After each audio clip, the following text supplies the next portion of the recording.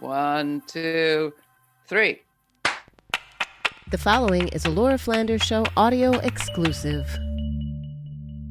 Just over 50 years ago, a group founded by Canadian and American anti-war activists and environmentalists sailed into history when their flagship Rainbow Warrior ship supported anti-whaling, anti-seal hunting, anti-nuclear testing, and anti-nuclear waste dumping campaigns throughout the 1970s and 80s. That ship was famously bombed and sunk by French intelligence. But as we record this, the Warrior and ships like it are back in action, confronting Russian tankers in ports off Poland, Germany, Mexico, and New York, and making that old link between autocracy and war and environmental destruction. You could be forgiven for thinking that not much had changed at Greenpeace, but on that, you would be wrong. Over half a century, a lot has changed in what the group does and how it decides. And internally, Greenpeace made arguably its biggest change this last year when it changed its structure and brought on new leadership. Today, we are joined by that new leadership team. Ebony Twilley Martin was appointed as the first co-executive director and the first Black woman executive director of a big green organization in the U.S. Ebony's joined by co-director Leonard, who first worked with Greenpeace back in 1988 and returned as its director in 2014. Tafari Jabray is chief program officer today. He joins Greenpeace following leadership roles at the AFL-CIO and the Orange County Labor Federation. So to find out just what is old and what is new and how this organization is going to meet the challenges of this moment, I'm very happy to welcome the leadership team of Greenpeace at 50 to the Laura Flanders Show. Thanks for joining us. Thanks for having us. So great to be here today.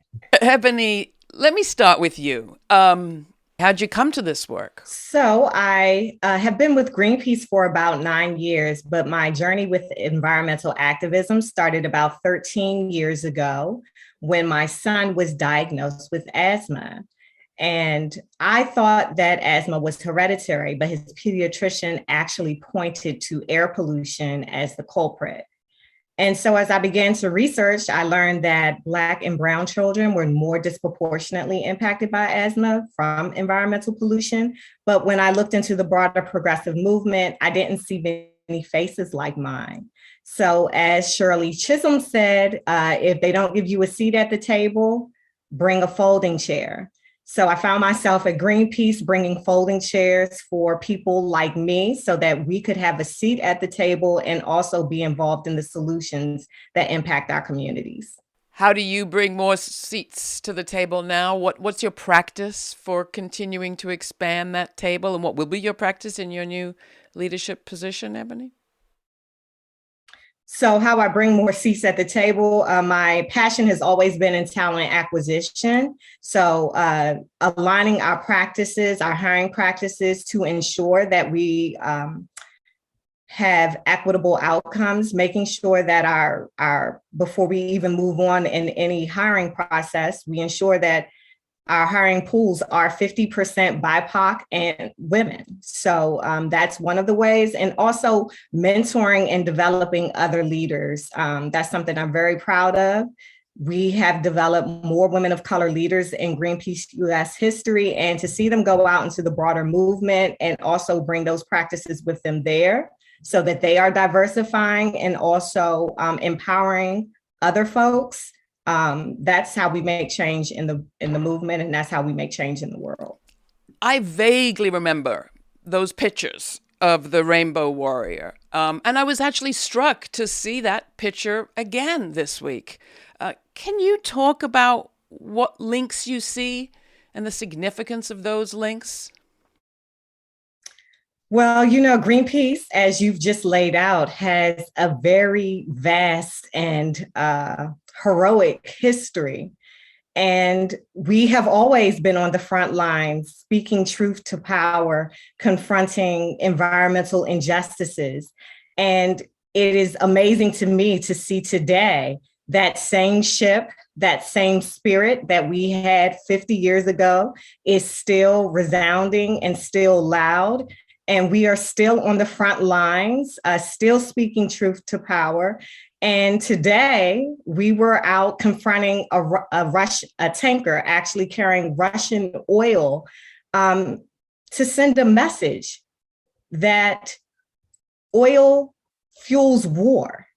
And if we want to realize that green and peaceful future that our founders set out for us 50 years ago, we still have to do that work today. It's amazing that we're still doing the work, and we're doing it in a way that not only just sets out a certain group of people, but a broader and more diverse group of people.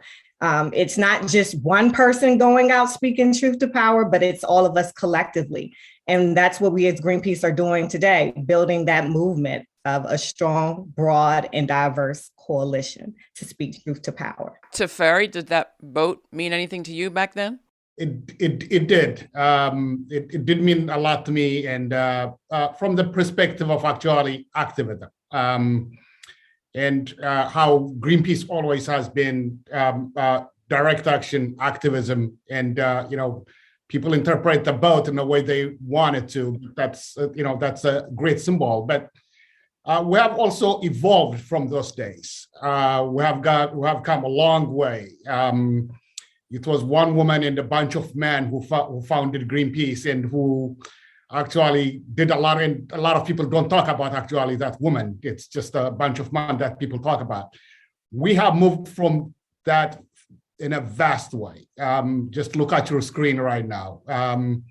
And that's why I'm excited about joining this team and bringing millions and millions of people along with us until we get the change that we all deserve. I mean, this is exciting, Annie, both the connections and the transformations. And at a very basic level, the transformation that I'd love you to talk about is the one that Teferi just kind of alluded to, the difference between, a few bodies on the line, bravely, courageously going out there in confrontation, and the consciousness that a lot of bodies, more brown and black bodies, are always on the line, and especially at the front lines of environmental destruction. You've been with Greenpeace at different eras. What's important or what's significant about what you've seen in the way of change? Yeah, I started at Greenpeace in 1988. I wasn't here the whole time. I left for a period in between, but I've seen a lot of change. And one of the biggest changes is the two things that you were just talking about, which is the recognition that we need a lot of people and that we need a lot of diversity. The early environmental movement was really trapped in the myth that the truth will set us free. We thought if we have the science, if we tell people about it, change will come because it is so obviously needed. It is so scientifically and morally compelling that we change, that we really thought if people knew, if elected knew, if the public knew, that would be enough. And that was wrong, because people really, really know. I mean, we have so much truth about the dangers of climate, about the inequity of the impacts of pollution, about so many things. In fact, we have almost everything we need now to drive change, right? We have model economic policies. We have incredible innovative green technologies. We have common sense. We have economic arguments. We have science. We have justice. We have every single thing that we need to solve the problems we're facing, except one thing, and that's the power to make it so. And power comes from organized people. And so that Greenpeace has really had a revelation and a revolution over the last few years, realizing that we alone, the 2,000 staff around the world, even though we have scientists and marine biologists and people who know how to climb and hang off of skyscrapers, we have incredible experts, we can't do it alone. We need to work with lots and lots of people. And we need to work not just with our supporters, our millions and millions of supporters, but with movement allies. So we've been building relationships with labor, with immigrant rights groups, with women's groups across the movement spectrum, and especially across differences of race and class. That is the only way we're going to build a movement strong and smart enough to actually win this stuff. So what does that actually look like? I mean, Ebony, Teferi, maybe Ebony, I'll come to you. In terms of adopting this kind of racial justice and equity lens, how does it change what you do? And I should say that Greenpeace founded a movement organizing hub back in 2014, from which, as I understand it, you drew a lot of lessons. Can you talk about some of those, Ebony? Yes, the lessons have been varied and vast over the last few years. We've gone on an organizational journey to embed justice. And I often think about the prophet Amos, who quoted, "Let justice roll like water." And when you think about water, water saturates and fills up everything around it. It also takes different shapes and different forms. So we as an organization have had to allow our justice work to take different shapes and different forms in our evolution. As Tafari mentioned earlier, the organization was founded by two women. However, you don't really hear that in the stories, nor do you see it in the pictures. And that was actually because they felt it was bad luck for women to be on ships during that time. So the work of women and also Black and Indigenous and people of color has often been left out of the story of Greenpeace, and that work has often been marginalized. We have gone on a journey to correct that. And what we've had to do was align our processes, our practices, our culture with the values that we say that we espouse. And so that has included everything from overhauling our hiring practices, overhauling our compensation, overhauling our promotions and how we do that, to ensure that we're leading to more equitable outcomes so that we can build a more broad and diverse movement at large. We understand that the issues that impact racial inequity also impact environmental inequity, also impact environmental injustice, not environmental, but more so our democracy. And we understand how that's all linked. And we know that at the end of the day, if we want to solve these problems, we have to do the work to embed justice. And so that's been a journey that the organization has been on for some time. And we've seen great progress over the last few years. When I started, the organization was 13% Black, Indigenous people of color, and now we're at 52%. We've also seen more women of color in leadership than at any other time in Greenpeace US history. All right, so far so good. But Tafari, I'm going to come to you because, I mean, water runs downhill, but justice sometimes can really delay action. And I want you to talk about that because Greenpeace is famous for like fantastic, eye-catching visuals and dramatic actions, sometimes involving celebrities that, adhere to a model of impact, making an impact that doesn't lend itself well necessarily to long meetings with lots of people, careful process of inclusion, listening, concern, moderation. I'm all for it, but I want to know how you do both. Or do you continue to do both? We have to do both. We have to do both. We have to honor the Greenpeace of the past. We have to honor our past, but that's not going to hold us. That's not going to be a shackle on our ankle to pull us back, but we're going to lean on it to move forward. That's what we're going to do. And look, Greenpeace is not unique to the rest of the country. This is a changing country. This is a country, especially young people are mostly people of color. And that's where we're going to go to build power. And we don't build that power just for Greenpeace's sake. We build that power for our world's sake, our planet's sake. The people who did not pollute, the people who did not have anything to do with what we found ourselves with the climate right now, are on the front lines of actually paying the price for it. And in order for us to win, we have to activate those people to fight their own fight. I don't intend to be their agent to fight their fight for them, but I would love to activate them so that they line up along us and actually fight their own fight. When we do that, we will start seeing actual concrete changes happening, not just a facade, not just a show for people to look at and go away. So I'm hearing, Ebony, rather than simply that kind of moonshot, can we just influence the influencers to make a quick decision? You've got a much longer, deeper sort of timeline in mind. Oh, definitely. You have to bring the correct people to the table to even influence and to make the decision. So what we've been doing is the work to make sure that we have those folks at the table, and understanding change is hard, change is incremental. So we've been at this work a long time. And it's not something that you wake up overnight and say, oh, aha, justice has arrived. If we had that light switch to flip it, I think we all would have found it by now and done that. But we understand that it's hard work, and that's what we've been doing, rolling up our sleeves to do that work. But we are in a crisis. I mean, highest temperatures ever in Antarctica, and Saharan dust storms, and leaking diesel fuel tanks in Hawaii. I mean, everything feels urgent, Annie. Give us some examples of how you balance the urgency with the kind of equity and justice approach that is imperative at this moment as well. I think it's absolutely essential that we balance them both, because it is so urgent. You know, it's true. In the next 3 years or so, we need to be switching off of fossil fuels for sure. But if we don't have a longer term vision for justice, for equity, we can end up promoting false solutions. So what's it look like?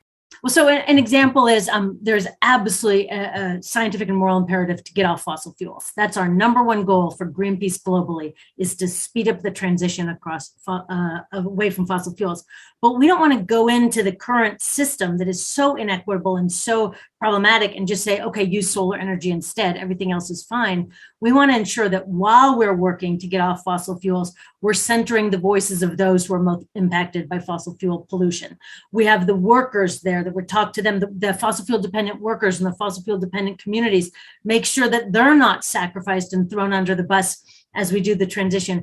Make sure that we do the transition in a way that we are rebuilding our energy economy to do it right. You know, on one hand, it's terrible, we have to rebuild everything. On another hand, how fantastic, we get to rebuild everything. There is so much structural inequity in our whole system. We get to redo it all and have justice at the center this time. If justice had been at the center last time, we wouldn't have ended up with this mess.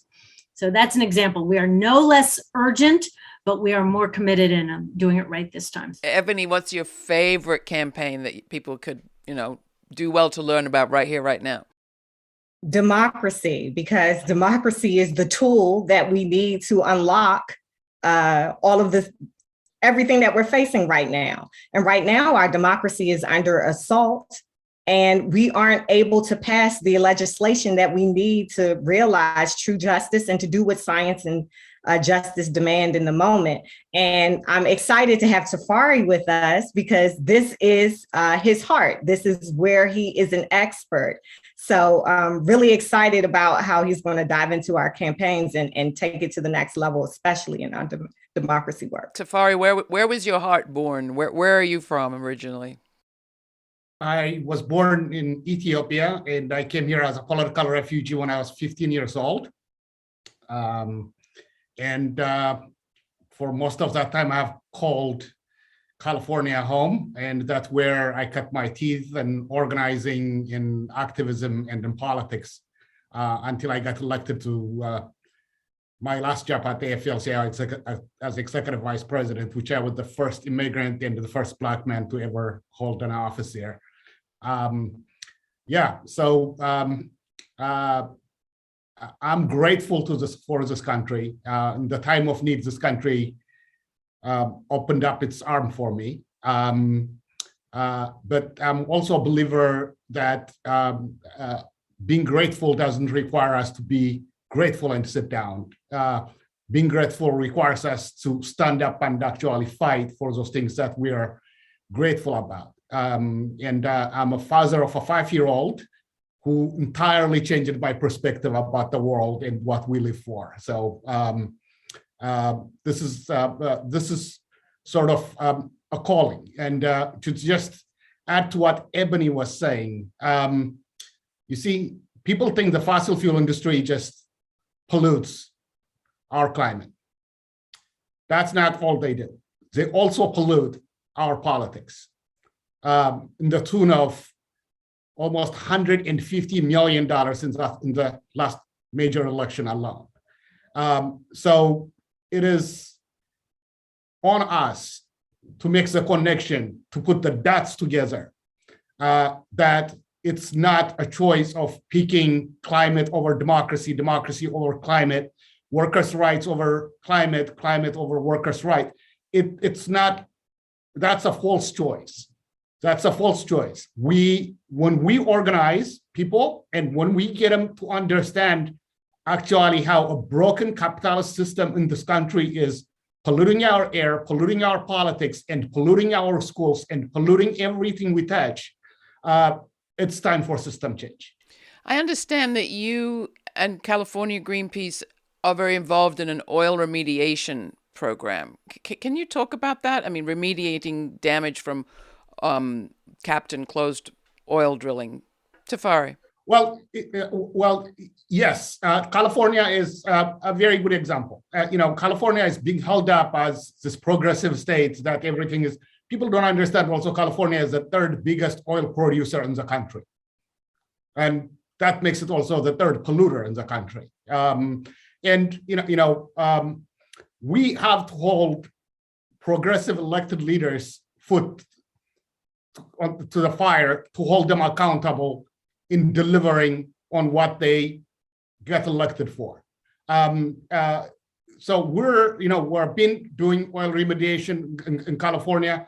We're trying to push that forward and not doing it through an agency mentality. We're organizing people who live around those oil wells. We're organizing people around refineries, oil refineries. We're organizing people that are more impacted by it, and not only just organizing them to just know about it, but organizing them to hold their elected leaders accountable and to ask them to deliver for what they got elected for. Is there a chance that the people that have been working in the oil and gas industries, and not just them, but some of the construction trades and steel workers trades, you know them from the unions, Tafari, there's an AFL-CIO convention coming up this year. We're going to hear many of them prevaricating, even as the Federation commits to action on climate change. Year after year, we've seen them withdraw their support from resolutions that really advance ratcheting down this country's reliance on oil and gas and coal.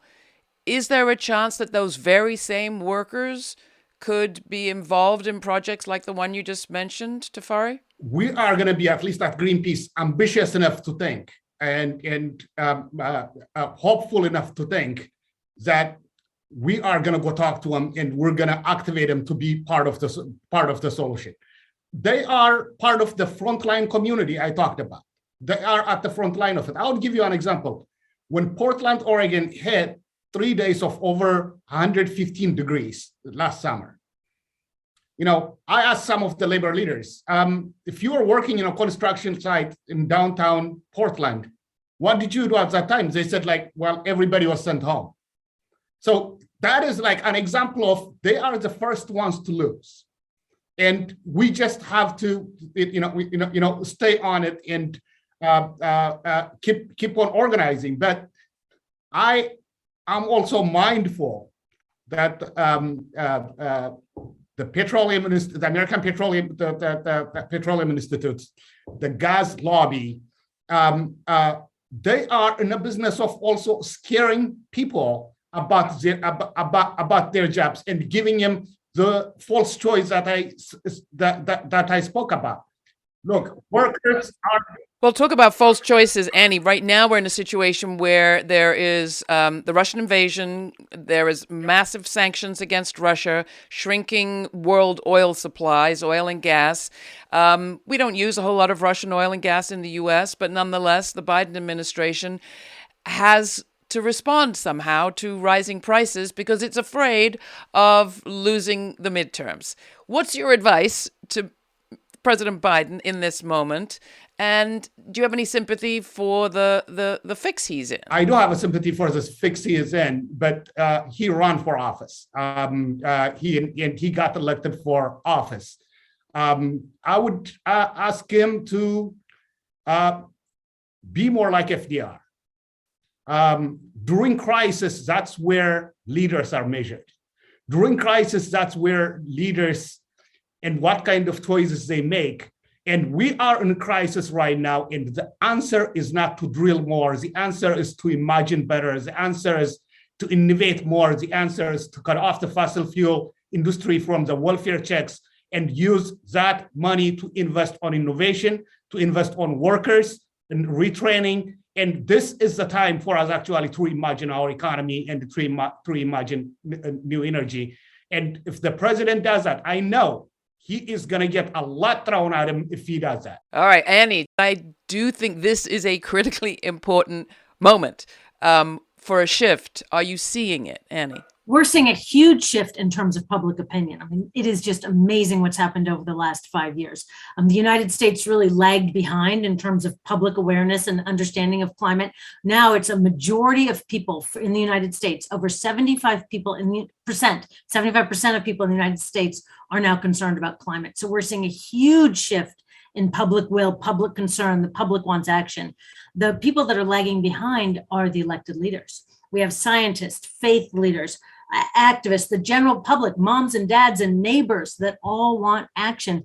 The elected leaders are not delivering it. And that's why we've got to bring our climate commitment to the voting booth. And if they're not willing to lead and deliver what science and justice demands, we need to help them get a new job because they're obviously not fit for the ones they have. So how do you do it? I mean, Greenpeace in Australia and New Zealand famously fought a decades-long fight to keep their nonprofit status. How do you get involved in the electoral work you're talking about without losing that all-important tax-exempt status for charitable donations? Well, Greenpeace in the United States is very fortunate because we're actually two different organizations. One is a C3 that does not, a 501c3, that's the tax exempt. It does not do anything related to elections at all. The other one, we also have another Greenpeace that is a 501c4, and that is allowed to do much more express advocacy and electoral work. And so we, at the last presidential election, our volunteers contacted over 5 million voters that rated very high on their climate, but were low propensity voters. Greenpeace has an organizational policy of political independence, so we never endorse a candidate, but we do educate people to let them know about the climate positions of different candidates and encourage them to get involved, to vote, to use their voice. And in that way, we can help ensure that we get the climate laggards out and we get the climate leaders in. We also work closely in collaboration with other groups that do more direct electoral endorsements.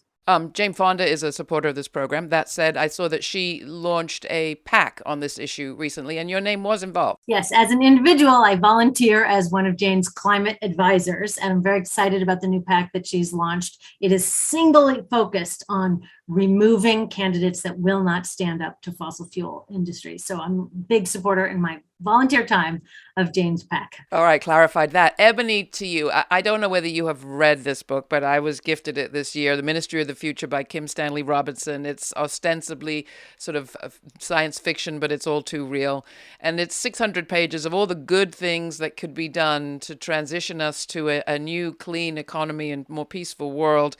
But at the heart of it is a guerrilla organization that actually forces people to work, to change, by bombing planes out of the sky and targeting tankers and making life unbearable for the richest of the rich extractivists.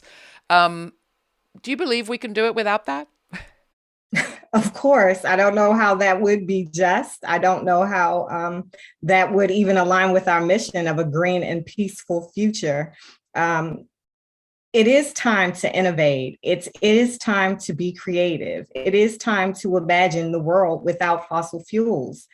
And it's possible. It really is. If we keep with the exploitation and the extraction that we've been doing for so long, we won't have a planet to leave our children. And as a mother of 2 boys, it's my ultimate purpose. It's my divine assignment to ensure that we leave this world better than when we found it. So now's the time and now's the moment, and Greenpeace is poised for that. But you are up against it. I don't know who wants to respond to this, but those who make their money off the fossil fuel economy that we have today are not going to go peacefully into the, off stage. Are you ready for that, Annie? I'm absolutely ready. I've never been more ready. It's true they have more money, they have more greed, but we have more people and we have more love. And now I know I'm calling in from Berkeley, California. That might sound like a very California thing to do, but it's not a passive love. It is a fight and love. And I'll tell you, we are going to fight with everything that we have to win within the boundaries of nonviolence, but we are going to fight with everything we have because honestly, what is at stake is everything that we love. You know, Ebony and Atfari both talked about their kids. A parent's love for their kid, a parent's desire to protect their kid is infinite. And no amount of Exxon or Monsanto greed can get in the way of that. We are going to do whatever we can to build a better future. And I hope all of your viewers and listeners will join us because we're going to win this thing. Ebony, Tafari, last word from you. Ethiopians know how to fight, stand up against power and survive. Any tips? Yeah, for just for your reference, I will direct people to the Battle of Adwa, the Ethiopian farmers versus the Italian army. It looks overwhelming. No one would have predicted, just farmers with machetes would defeat an army which came with tanks, but it happened. It happened because everybody was committed. Everybody was in the fight. And look, all my life, I have been trying to be in a place that realizes people power. We cannot fight the Koch brothers. We cannot fight the fossil fuel industry in our politics, dollar for dollar. That is their lane. That's where they travel. And a lot of times in the progressive movement, we get in trouble because that's also the lane we try to travel. But if we organize communities, if we organize people, that's our lane and they can't compete with us. So it is lane identification and we just have to know our lane. When we travel in our lane, we'll win. We often end this program by asking our guests about a moment when not only did they think that their goals were realizable, but that they felt it, perhaps felt that it was actually happening, that another world was not only possible, but palpable. Do you have one of those moments, Annie? Every single day. Are you kidding? It'd be so hard to wake up if you didn't have those moments. I mean, our goals are so within reach. We are definitely going to get them. We're going to get off fossil fuels either by design or by disaster. I mean, for sure, we're going to have to get off fossil fuels. And there's still time. There's absolutely still time. It is not too late to get off by design. The thing we've been missing that I mentioned before was people, and we're not missing that anymore because people are ready for change. The era of half steps and moderation is discredited. People are ready for big, bold change, and I am 100% confident every single day that we're going to win it. All right, confidence is one thing. Proof. Where did you feel it, Ebony? Did you ever feel it, see it in action, the kind of change making that you want to see more widespread? I think, like Annie said, every day, but also I remember after Trump was elected and the sense of grief that hit our organization and the country as a whole. And a few weeks later, who was up there hanging a resist banner, speaking truth to power? Greenpeace. And that reminds me every day, every time I get down, every time I think that it's not possible, I draw on the strength of those, my colleagues, our staff, our supporters, our volunteers. And like Annie said, that growing army that's ready to take on the fossil fuel industry. Yes, it's David and Goliath, but who won in the end? David. Fari, an example, a story, a place that you were, people you saw? I have been so fortunate, actually, to be in those places, and it could take us all day, all night if I give you examples. But two examples. One is David versus Goliath. People thought it could not be done. Was actually the coalition we created to defeat TPP. It was against the president we all elected, against the global order, against the Chamber of Commerce, against the Business Roundtable. But that was the power of labor, the environment, the consumer community, students, and immigrant community coming together and saying enough is enough. And that was the Trans-Pacific pipeline partnership? The Trans-Pacific Partnership. And another one, if I could throw away, is when I started organizing in Orange County, California, people laughed at me, especially for a Black man to go try to organize in Reagan country. We believed in people. We organized workers. We organized communities. And what the result was, we were able to change 100% of the elected congressional members from that county. And that is despite people telling us, you can't do it.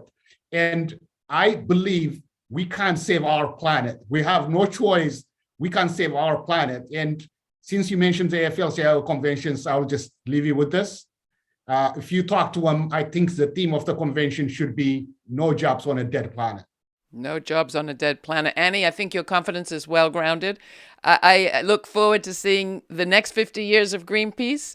And thank you so much for spending some time with us. Thank you. Thank you so much. Thank you. Thank you. Is there anything critically important that we left out? One thing that gives me so much confidence is our track record. If you look at the victories that Greenpeace has accomplished over the years, usually in close partnership with allies, there are forests that are standing all over the world because of Greenpeace. Whaling has been outlawed. We saved the entire continent of Antarctica. We got the whole continent preserved. We outlawed international waste trafficking. It goes on and on and on. We're not just, theoretical visionaries. We are get things done activists, and we got the receipts to prove it. Excellent. Thank you so much.